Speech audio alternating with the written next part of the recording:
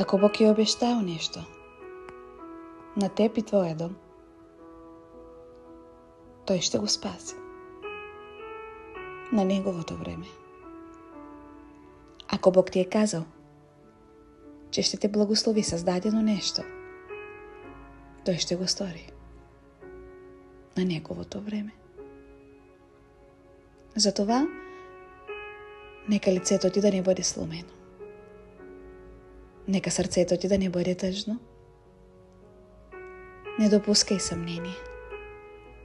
Не допускай неверие. Бог ще го направи. Защото е добър и верен Бог. Нека отгърнем Словото и погледнем историята на Авраам. Бог обеща на Авраам и спази обещанието си. Може би се забави, но не го забрави. Изпълни го на неговото време.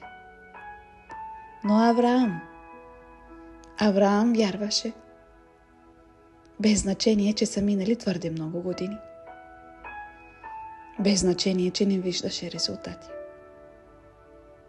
Той познаваше своя Бог и вярваше.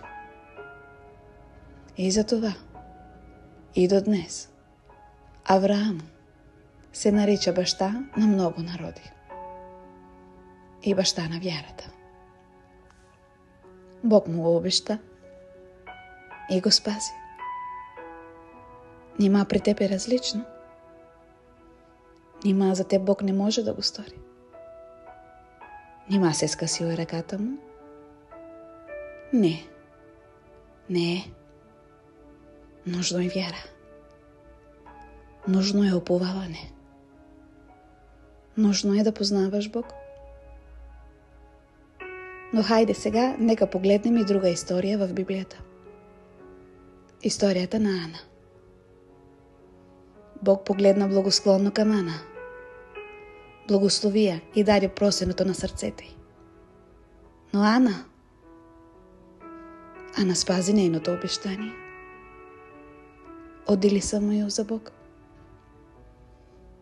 Ана подари Самуил на Бог. Но Бог не остана длъжник на Ана.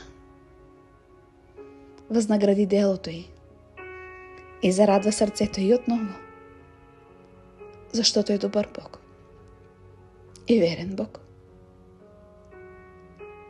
Така че, ако Бог ти е обещал нещо, Той ще го извърши на неговото време. Но ако ти също си обещал нещо на Бог, тичай да го сториш.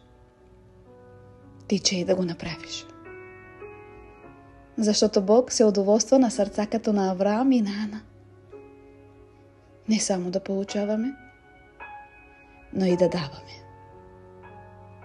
Не само да искаме, но и да се трудим. Не само да говорим, но и да вярваме. Иска се дела, а не просто празни думи. Нужни са дела.